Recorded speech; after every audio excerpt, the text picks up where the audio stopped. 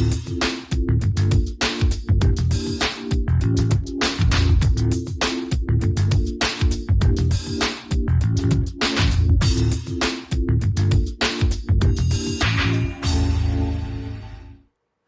there you go. Welcome, welcome, welcome. Hey, everyone. I'm the Dr. Bob Lee from 107.5 WBLS. You are watching Open BXRX. Coming up on today's show, it's a good one. We'll uncover the secrets behind a brand new app. It's a brand new app that has the potential to be an alternative to the stock exchange. Then we'll speak to an award-winning makeup artist to learn all about her trademark makeup brand and to highlight her time at Black Entrepreneurs Day at the world-famous Apollo Theater. After that, we'll speak to a licensed financial service coach to get a clear picture on how to balance our finances while planning for retirement. Bobby C. is here. He has the latest in the world of sports. And then finally, we'll highlight an important milestone at the Woodlawn Cemetery and Conservancy as their organization's executive director and local artists join us. So stay tuned. All of this and a whole lot more, all headed your way. We've got you covered.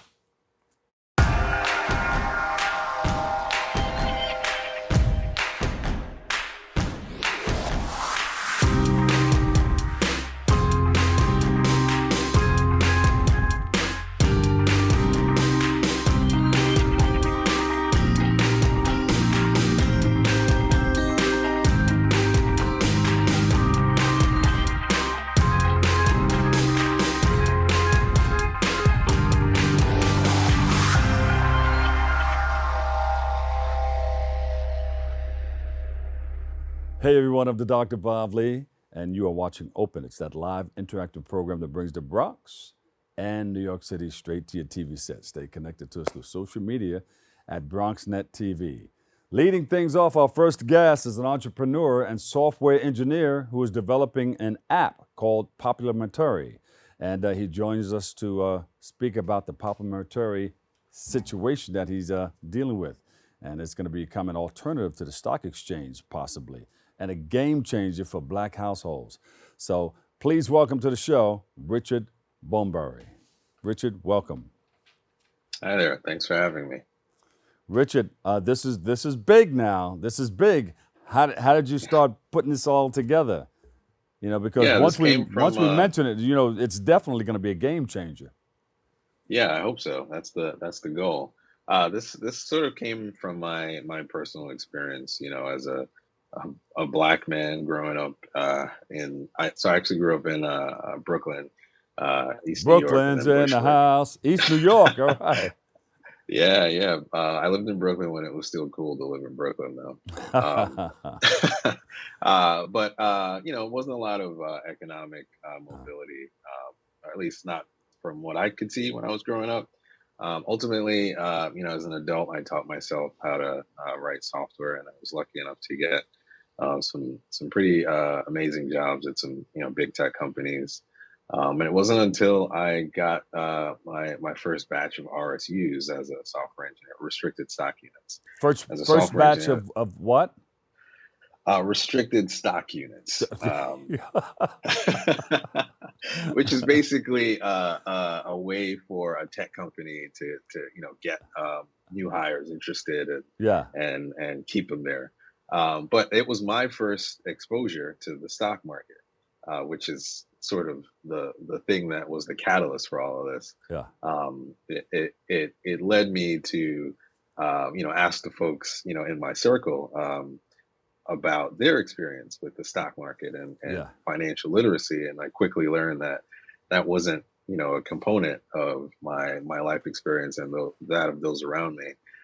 So I set out to change that with Popularmentary. Yeah, so let me loosen up a little bit now here. Now, okay. You said, now, are you the go-to guy if people want to get involved with stocks?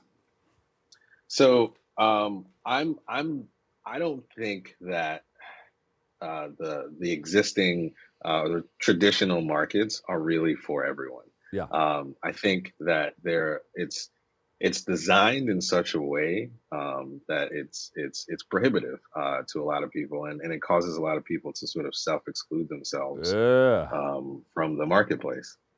So I'm not the guy. I'm the guy that's telling you that here's the stock exchange. This is this is how it works. This is likely what you're going to get from it, and I'm building this populometry and this new marketplace to hopefully give you and many other people a viable opportunity to build wealth. How'd you come up with the name Popularmentary? So, populometry is a mashup of popular and geometry, or really any kind of measurement. The way the business works is we measure the popularity of entertainment content using a proprietary algorithm I designed, and we create this popularity score that we use to drive this marketplace where people buy and sell shares of the popularity of something like the next big Marvel movie or Drake's next big Uh-huh. song or whatever folks are binge watching on Netflix. Yeah. So how does it set apart from all the other apps that are out there, or is this the first of its kind? Yeah, that's a good question. I don't like to say it's the first of its kind. I'm gonna let the the public decide that. Uh-huh. The Popularity is very different from competitors like Robinhood or E Trade in that we are looking at the same customers, or at least we say we are. Um, in terms of folks who aren't currently investing or folks who don't feel like they can invest. Having said that, that's probably where the similarities end.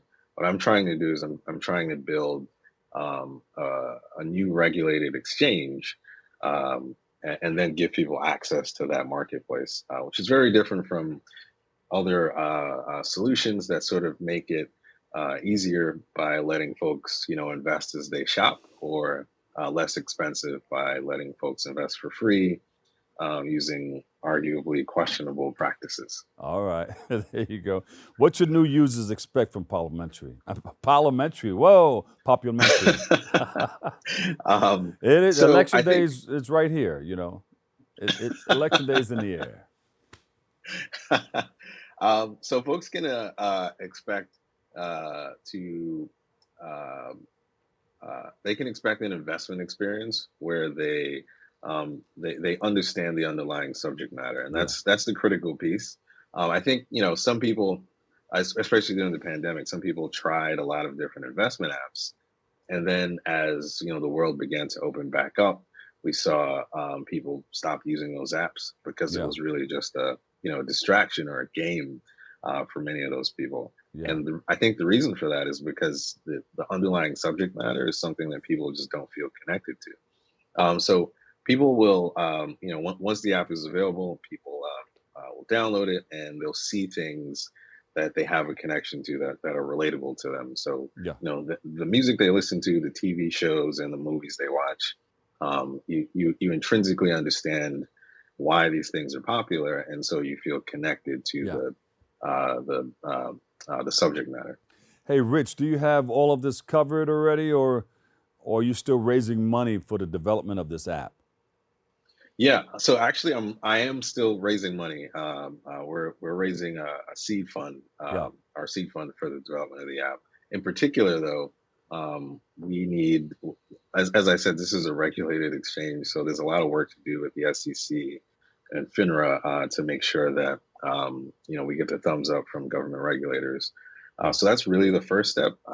That's actually much harder than the development of the software. Uh-huh. So once we get the okay, and we kind of know what the process is going to be, Uh-huh. the next step is to start development of the app and hopefully launch it to the public pretty Yeah. soon. Is there a target date for launch?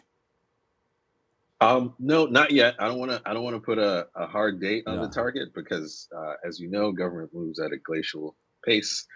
Um, so we want to clear that hurdle first. And as I said, the development of the software is a lot more straightforward No, than I get it. figuring out Yeah. the regulation.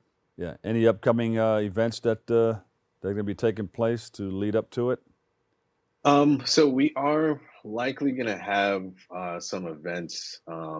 which we'll be able to talk about on our website, Uh-huh. popularmentary.com. I don't want to let too much slip yet, but basically we want to give some people early access and really get people involved in the sort of development of the entire experience. Yeah. So you're excited about it, right? Here we go, a brand new app, Absolutely, for and sure. of course, how are you going to create the awareness other than coming on shows like BronxNet and other open Yeah. media outlets? Yeah, so we're launching a marketing campaign tonight actually, where we're really going to try to activate people who have already expressed excitement about Popular Tree. We're going to leverage our social media channels and the social media channels of those who hope to be brand ambassadors. Uh, We're really looking to build like a grassroots um, movement, so people are really excited and feel connected to the growth of the marketplace. there you go. And who are you looking for as far as brand and ambassadors? Who are these So people? really, just people who are excited about the concept. Folks who are really interested in digging into it and understanding, asking the right questions. Yeah. Healthy skepticism. I welcome that. There's a lot of complexity to the entirety of the project. Happy to answer questions and yeah, just people who are like really excited and inquisitive, and ready to roll their sleeves up and help spread the word. There you go.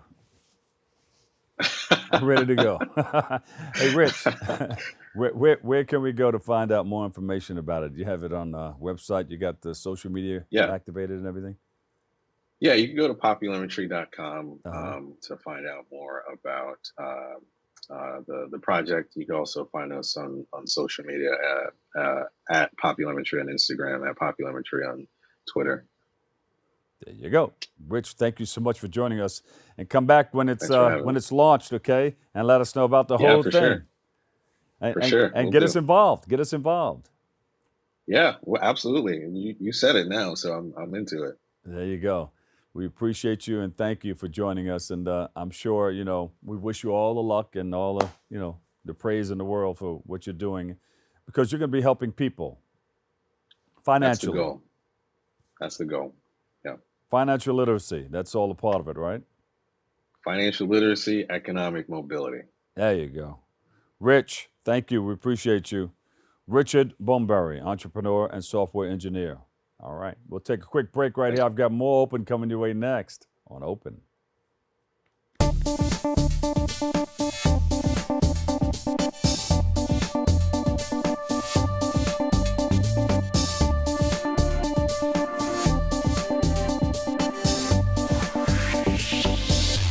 We built a media network for you. BronxNet TV, Come learn in your new state-of-the-art studios at Lehman College. at Mercy College. And coming soon to the South Bronx in the Hub. Inspire with your stories, culture, history. Your Bronx on BronxNet. Engage with us. Connect with us at your channels and at bronxnet.tv. Learn, engage, inspire. BronxNet TV, From the Bronx, To the world. BronxNet.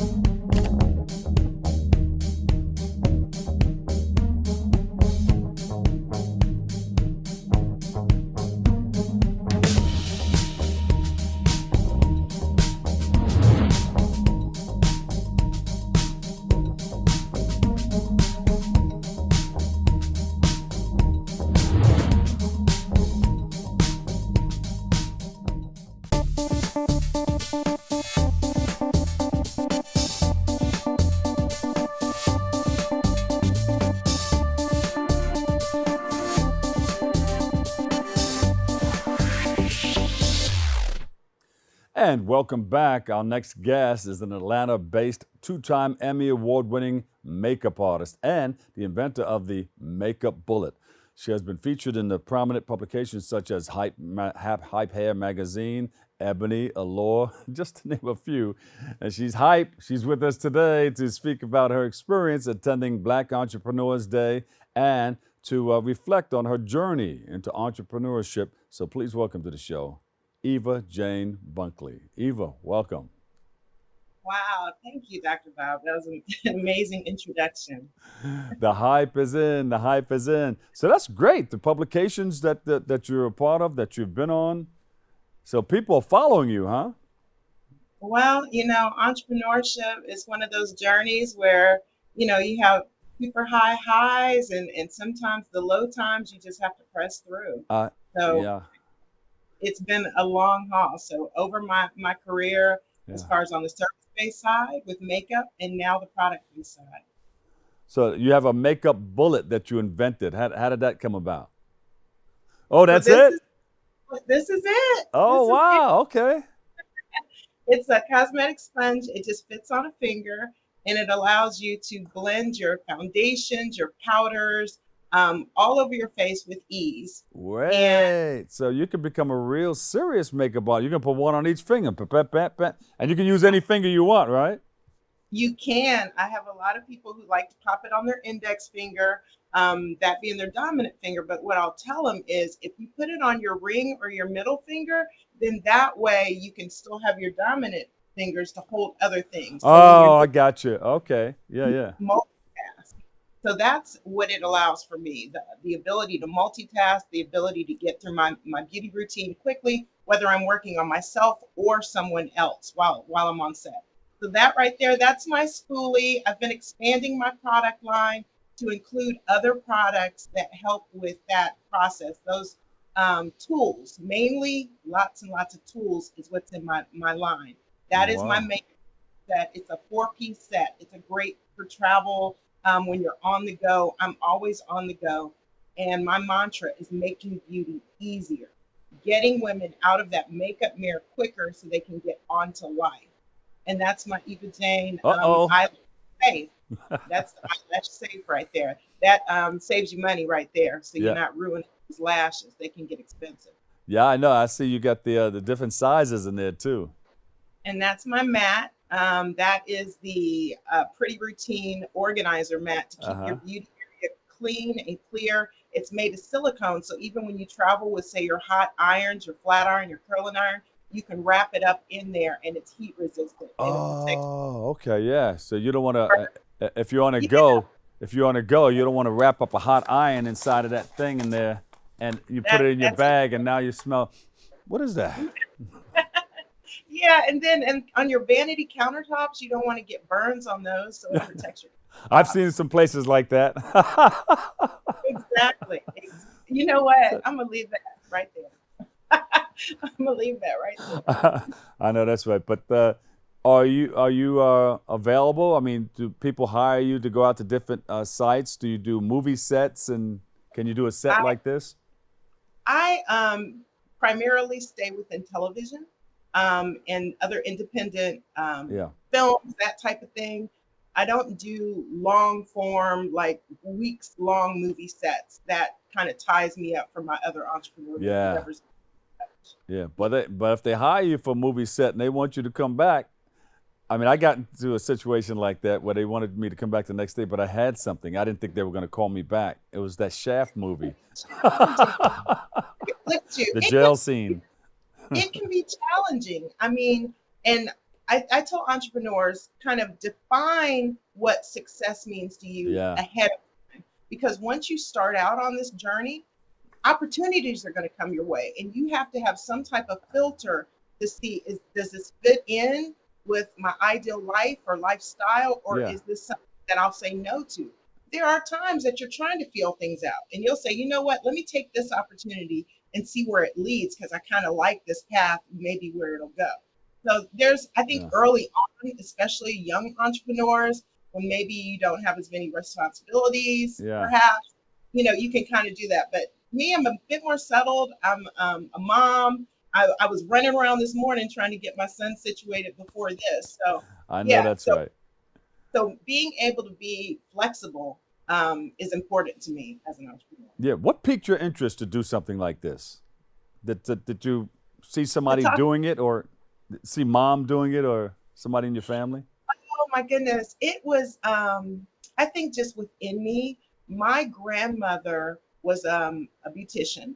She had her own salon. She was an entrepreneur in her basement, and my grandfather was he had his own podiatry practice in downtown Columbus, Ohio. Yeah.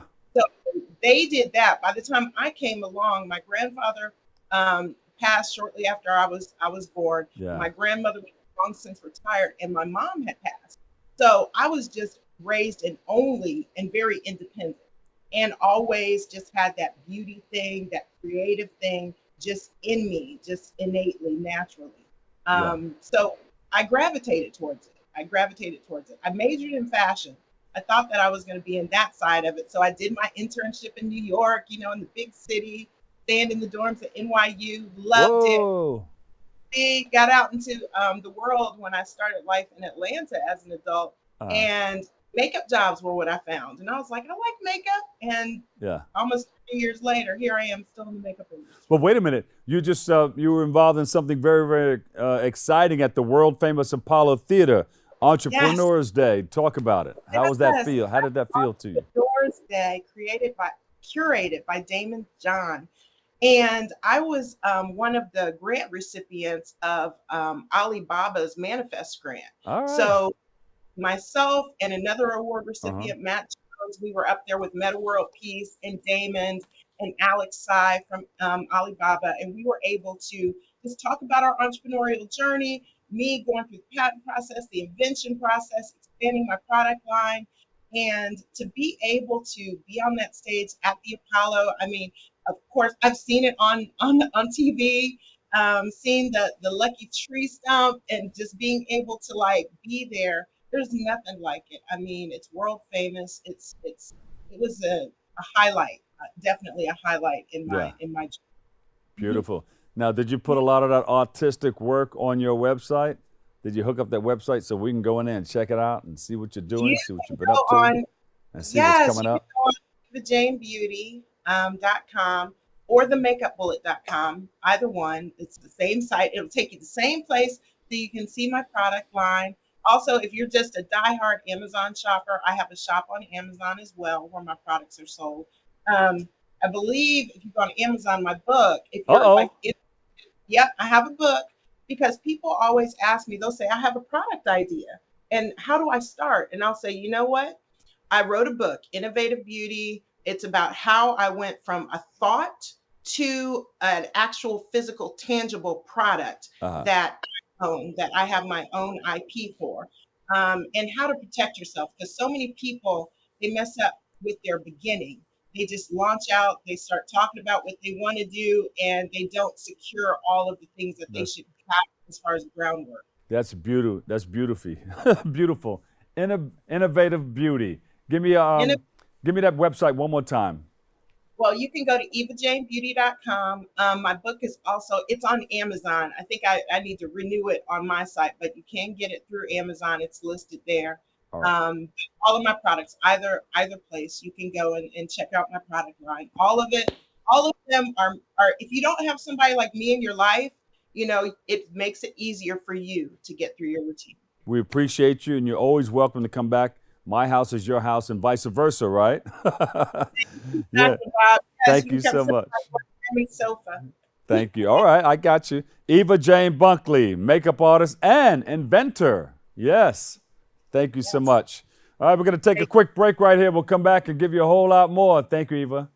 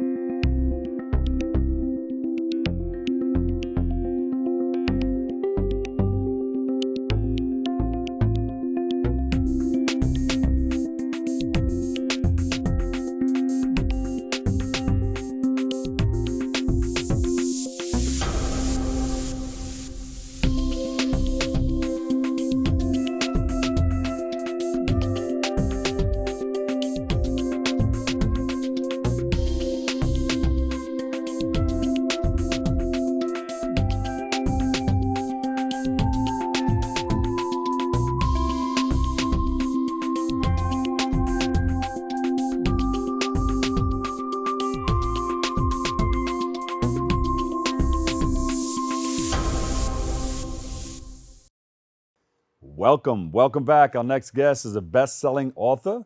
She's a licensed financial service coach and the founder of Women's Entrepreneurial Empowerment. And she's with us today to speak about the work that she is doing to help others overcome their obstacles and live their best lives. That's what it's all about. And she's going to provide some much-needed financial tips that might lead you on the road to retirement much sooner than you think. So please welcome to the show, Sabrina Pratik. Sabrina, welcome. Hello, everyone, coming from sunny Tampa, Florida. Oh, look at, she's going to tease us right off the I bat. throw Oh, it my. out. I had to do it. Good. It's beautiful. If you say it's sunny, what's the temperature out there? About 80, 85? It's, high 80s. High 80s this morning when I went for my walk. It's sun's out now, probably 90s, but Ooh. just a very clear, beautiful beach day. I'm loving it. I'm loving it. I'm loving it. All right. Well, send some of that sunshine this way. It's coming. Okay. So tell us what you're doing. How can we retire at an early age? Give us some of those tips. Give me one or two of them right now, and then we'll get into the whole thing that you're doing. Oh, we're going to get there. We're going to get there. So I encourage people to start building what's called their financial house and to start early. See, we teach our kids to make house, right? You know, to get a job, get married, have the family, and just build that little family unit. But we don't talk about building a financial house. And that's what's been missing. That financial house is a part of the American dream. Yeah, well, the financial house of spending and flashing back. We're talking about a financial house of growing and multiplying. Okay. So how did you get involved in it all? What triggered you? What made you want to get into the business of saving your money and teaching others how to do it? Well, I got caught up in a career job, earning, focused on earning income, which we all do, but I was not multiplying and growing my money. And when the pandemic came along, I was downsized right out of my career job, and all I had was the money I had sat, investing for money. So making good money, saving good money, but I wasn't growing it, multiplying it. But I got that bad boy put to work for me now. There you go. Yeah, how are you doing it? What are you doing? And what can we do to do the same and make money and save money? Thank you for asking. Well, first of all, is understanding what wealth building is and understanding what income is. And there are three different types. There's active income, which we actively work for. There's passive income, which is a must for wealth building. And there's portfolio income, which represents all of the things that you're going to do to represent your financial estate. That means diversification. So you got the active, passive, and wealth building. Yeah, portfolio. Yeah. Active, passive, and portfolio. Portfolio. So we start off with active, right? You got to have earned income unless mom and daddy handed you a lot of money. But you still have to grow that money. So earn your income, establish additional streams of income. And I have a list of different types of passive incomes that I share with my clients. And then building that portfolio income, which could be investments of different types, things that's going to grow your money. Yeah. Sabrina, how important is streams of income? Explain it to us, because well, right off the bat, if you just have one stream of income and that thing dries up, that's it. That's not going to help you. And that you can't pass on generational wealth that way. That income is basically your survival. That's how you survive. So yes, when I ask people what is their number, what is that number that's going to take you from now to 10, 20, 30, even 40 years from now? And most people are not prepared to answer that question. And they think about salary when I ask what is their, they don't think about lifestyle and living income. All often they realize that number is the billion, 1, 2, 3, $5 billion. Yeah. My next question is, do you have that? I gotcha. And they can pick up your book too. You're an award-winning author. Talk about that book. What's in it? What's it all about? I'm a 5-time best-selling author. My latest book coming out launch in December is called hindsight to insight, money and family and friends. That's a that's a hot topic. Yeah, Okay? man. Yeah. Hindsight to insight. Hindsight is what I did. Insight is what I know now. Money between family and friends, everything from loaning money, borrowing money, building your family nest egg, wealth building, how to set up retirement, how to grow that money. Grow that money. Now, what's the difference between growing your money and saving your money? Is a savings Oh my account goodness. just the same? Well, here's the difference. Would you rather earn 0.2% on your money in a savings account or 10, 15, 20% on your money in an account that grows your money? That's a big difference. Yeah. And when you have your money in a savings account, you're allowing that institution to invest your money and they're making money on your savings. Is this a good time to invest on your own, or who can help you with the investment situation? Because, all the volatility out there, it's really, really crazy. So what should It we do? has. I'm gonna. This is what I want everybody to understand. Go to a professional. If you don't know what you're doing, it's like getting behind a car and never having a lesson to drive. Go to a professional. Now, anyone that has a securities license is able to talk to you about investing. And what investment means is there's a potential for high gain and high loss. That's Yeah. what the word investment, it means risk in the financial markets. So understand that. Now, Yeah. there are some insurance products that I'm able to talk about that you will not lose any money. You'll have small gains, but you won't ever have any losses. Yeah. But you need to understand what those things are. It won't be and as talk to a aggressive. professional. Yeah, it won't be as aggressive, but they'll take care of you. Exactly. And what I want to say is millionaires and billionaires have aggressive accounts, they have low risk accounts, they have no risk accounts. Yeah. We have to be diverse. My portfolio includes it all. Where can we go to find out more? The book and everything is on the website, right? Social media and everything. Everything. So you can find everything about me under SabrinaProtic.com. That's SabrinaProtic.com. My book will be on pre-sale, and it's the name of the book, Hindsight to Insight Book.com. Hindsight to Insight Book.com. And you're going to get everything that you're going to need to know to start your wealth building plan. I'm ready. Sabrina, thank you so much.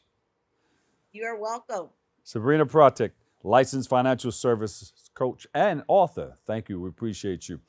Coming up next, we have Bobby C. He's in the room. Kaboom! He has the latest in the world of sports. He's up next on Open. Stand by.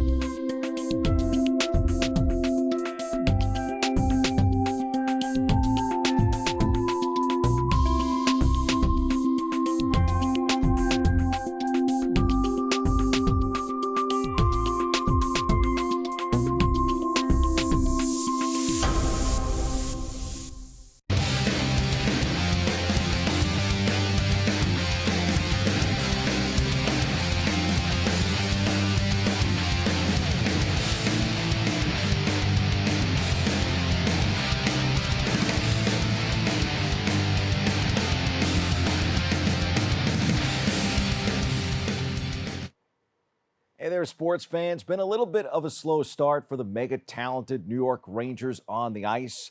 That's where we begin our look at sports this AM. The Broadway Blue Shirts are beginning to come together, though, in the season's first month. Mika Zibanejad broke a tie in the third period. Artemi Panarin had a goal and 2 assists, and the Rangers topped the Arizona Coyotes 3-2. That win came on the heels of a victory over Dallas that snapped the 4-game losing streak. Here's more from that win over the Stars that seemed to get the Rangers going. Yeah, started to see him go in, and that's our power play was good tonight. I think we've been good. We were getting a little bit tight, and gripping our sticks a little too tight just from a couple of games not scoring, but we've been getting chances. And tonight we were able to capitalize on a couple, and then 5-on-5 we were good and capitalized on our chances. We just got to tighten up a little bit defensively. First one of the power play was just a great seam pass from Mika. Red wasn't out there, so I just tried to find some open ice on the other side. Second one, same thing from Mika again. It was another great one-touch pass off the rush, and I just had to put it into the empty net. That's more like it. Fordham football has been cooking this season too, especially offensively. But like the Yankees in baseball, there's always that one team that seems to present the biggest challenge to their championship threat. For the Bombers, it's the Houston Astros. For the Rams on the gridiron, it's Holy Cross. What started as the FCS Game of the Week became the Game of the Year. Holy Cross edges Fordham 53-52 in overtime. The Crusaders use a reverse to end it in OT. Really tough road defeat for the Rams, who seemingly had the game in their pockets in the final minutes of the fourth quarter. Rams signal caller Tim DeMorat finishes with 274 total yards and 6 touchdowns. We go back inside the locker room for more. Had a lot of opportunities to put that game away. We got to execute better down the stretch, particularly in the fourth quarter, on offense and defense. Just frustrating. Kids. I'm proud of the kids. They played as hard as they can. They left it all out there. We got to do a better job as coaches, put them in a position to win football games. Yeah, these guys are great. We have great leadership. They're good boys. We have great coaching staff. We just got to do a better job of executing. We have to teach them better. We have to run better meetings. We have to get things squared away. Gut-wrenching. Oh, what a loss. Week 8 in the National Football League was also a losing week for our New York metro area pro football teams, with the Jets and Giants coming up a bit short. We'll start with Gangrene. 13 straight losses to rival New England, with a chance to break the stranglehold the Patriots have had over their rivals. Jets quarterback Zach Wilson choked it away with a 3-interception performance that sent the Jets skidding to a 22-17 loss, and also raised questions about his long-term future as the team's franchise quarterback. Here's more. I didn't even know it was like a streak like that, honestly. I think, it was an important game because it was the next game, you know what I mean? And that's a mentality I feel like we had. Obviously, it was a division opponent too, so, it was a little heightened, but it's important because it was the next game. And that's really it. So it is disappointing that we didn't pull it out, but, we get 2 shots at it, being that we're in the same division. So whenever that time rolls around again, we'll come back, better. Meantime, one former Jets and Giants quarterback has found himself a home in Seattle, and he's coming back to take it to his former teams. Geno Smith threw a pair of touchdowns. Ken Walker ran for 1, and the Seahawks defense held the Giants to 225 offensive yards during a 27-13 home win for Seattle. Smith's path to the Seahawks included a 1-year stint with the Giants that saw their former head coach Ben McAdoo tab Smith as the player to end Eli Manning's run as the team's starting quarterback. Smith started a 24-17 loss to the Raiders in Week 13 of the 2017 season, and McAdoo, of course, was fired along with general manager Jerry Reese the day after that game. Smith thanked the two in the post-game win over the G-Men. We caught up with Xavier McKinney for some perspective from the Giants' end. We always feel like we are in good shape to win the game. Something we preach all week is we know the games are going to be 60 minutes, and for us, we always, have that motto of taking them to the deep end and just playing all the way through. So no matter, how much we're down by or what the situation is in the game, we always believe that we can come back and win. Obviously, we didn't get it done today, but it is what it is. We learned from, the mistakes that we made as a team, as a unit, defensively as well, and just go back to the drawing board and be better after bye week. Of course, now Geno Smith is actually good. On the NBA hardwood, the Nets aren't off to the hottest start. Kevin Durant discusses the team's early season struggles. Roland, check this out. Individual defense, one-on-one defense. I think we giving up a lot of easy drives, which is putting us in scrambling situations and giving up threes. We got to be more tight on the ball on our point of attack defense, guarding the point guards, guarding the shooting guards. Feel like a lot of backcourts have been giving us problems. So we got to do a good job in the interior and on the perimeter if we want to be a good team. We lost 4 games in a row. You want us to be excited about that? No. Yeah. So yeah, of course we're pissed. We enjoy basketball. We like to win though. So of course when we lose the game, it's going to be a somber mood in the locker room. You know, but it'll change once we start playing some good basketball. We got a lot of basketball to be played ahead of us. From one NBA star to one from back in the day, our latest Turn Back the Clock focuses on former Knicks standout Allen Houston. We remember Houston coming to the BX to mentor youth in the South Bronx. Hard to believe this one comes from a decade ago. Let's hop in our time machine and look back. Knicks great Allen Houston made a career of game-saving shots, and on Wednesday afternoon in the Bronx, the former All-Star that used to light the stage that is Madison Square Garden lit the faces of those youth taking in a mini basketball clinic at Bronx Works Community Center on the Grand Concourse. This time, Houston's jumpers were more than game savers. They were life changers. We talk about mechanics, doing things the right way, and in life you can always do things the right way. It takes a lot of hard work to become a good shooter or good at anything, and we talk about sacrificing. What are you really willing to do and put into your goal to get to achieve your goal? Organizers were delighted by his message, which included promoting life lesson terms like sacrifice, leadership, and legacy. The kids need to see people that look like them and people that came from the places they come from go on to do wonderful things. So the fact that he came back and encouraged them to continue with their education and to keep believing in their dreams is amazing. Bronx Works helps individuals and families improve their economic and social well-being. The youth on hand Wednesday were roughly ages 12 to 17 and seemed to really connect with Houston, now 42, and retired from playing the game he uses to teach life lessons about. If I were to give that message to someone younger, I would use it because it's a very good explanation of life and how you go through things and how you're supposed to think of things. You're supposed to live life like happy. And for those on hand Wednesday, Houston's jumpers were even more empowering than ever before, even if some of the youth were too young to remember Houston, the player. He's one of my new role models after today. He inspired me. The way he looks at things, his perspective, I like that. And he interacted with us. And he was just fun to be around. You have a voice when you have something that you can give back. I feel like it's an obligation, and it's something you do because you gotta love it, you gotta embrace it, and to be able to look at them and see what they can be. Great memories from that event right here in the Bronx. Our BronxNet lenses always have you covered. Those are the headlines. We hit the C-list for an ode to the king of motor racing right now.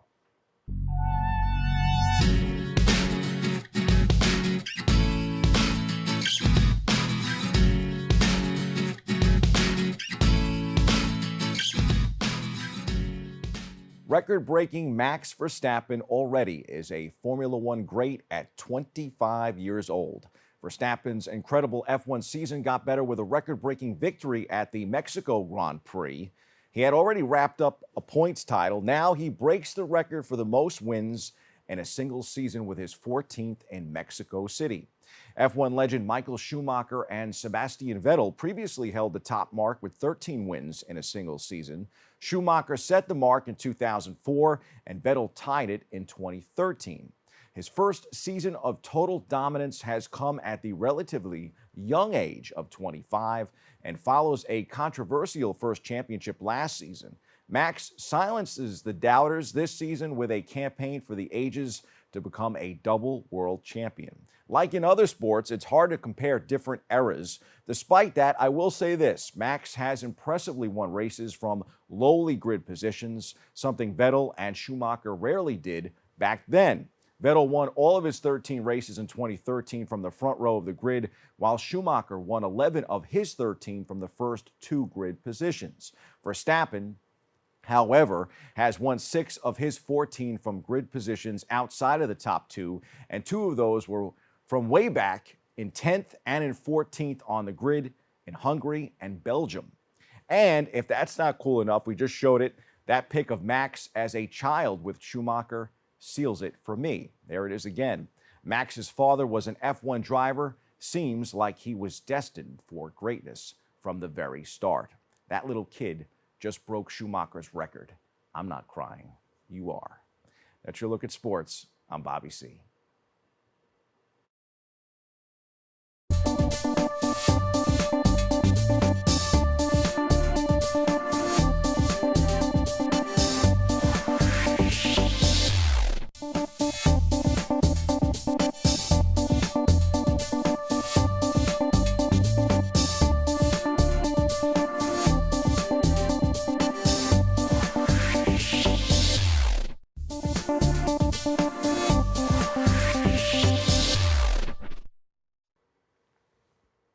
And welcome back. Here we go. Our last guests are the executive director of the Woodlawn Conservancy and the artist that created the Memorial to Marriage Monument. They're here to speak about how Woodlawn is commemorating the 25th anniversary of the Memorial to Marriage. It's a beautiful monument, and the funerary art piece. They're going to be talking about that and much, much more. So please welcome to the show, Meg Ventruda and Patricia Cronin. Welcome, guys. Hi, Bob. How are you? Good. Nice to see you again. Good to see you again, too. So the last time we spoke, you spoke about this wonderful artist. Yes. And all the things that she's doing at the Conservancy. So Woodlawn is home to a remarkable collection of funerary art. And a lot of the sculpture and landscape design that was done here at Woodlawn were done by women artists. So, for example, Sally James Farnham made the monument for Irene and Vernon Castle, and Beatrice Ferran did quite a bit of landscape. Memorial to a Marriage.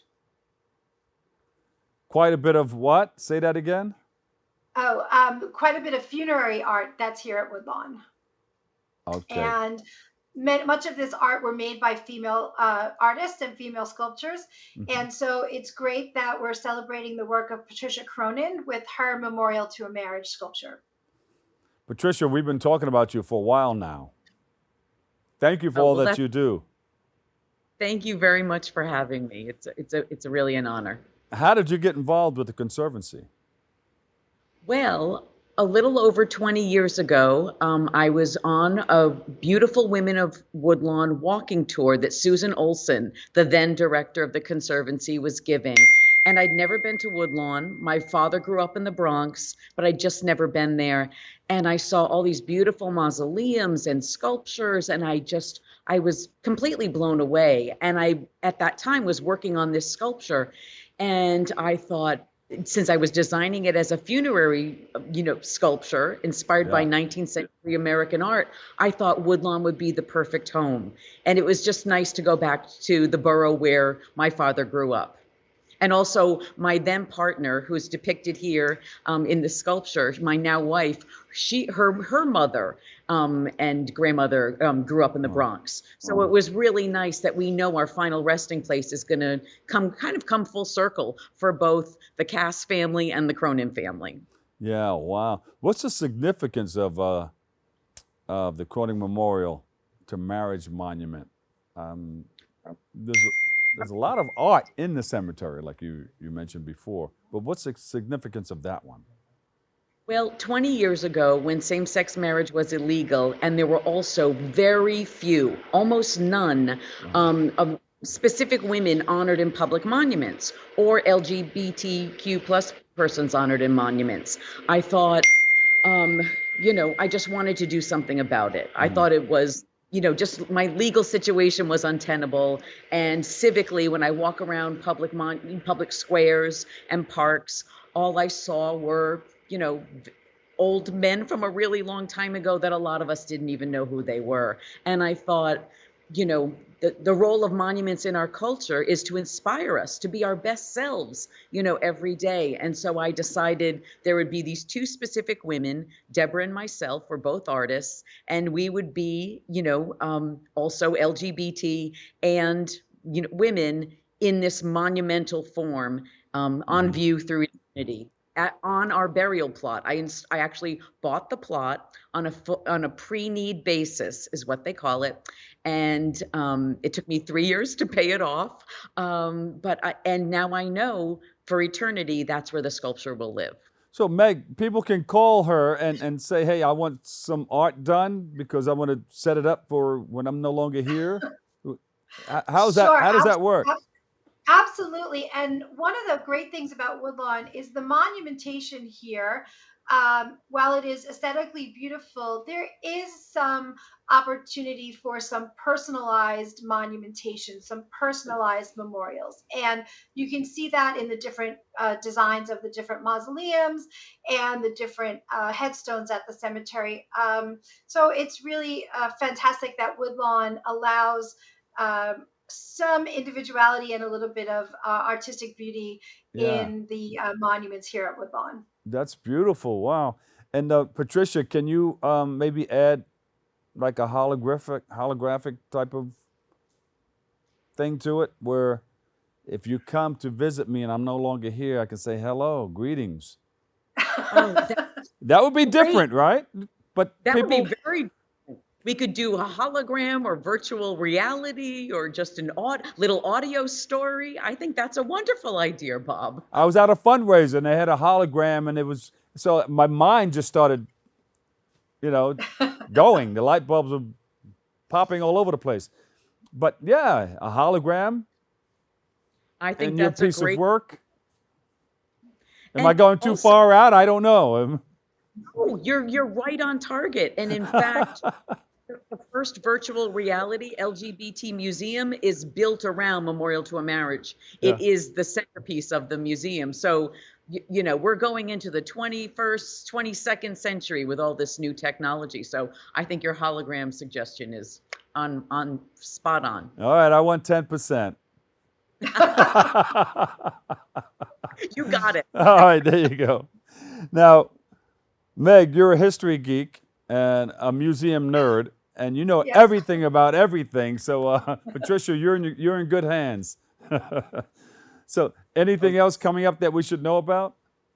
Well, if you join us this Sunday, we'll have a self-guided tour of the cemetery, going out to see some fantastic sculpture of women, by women, real life women, allegorical women.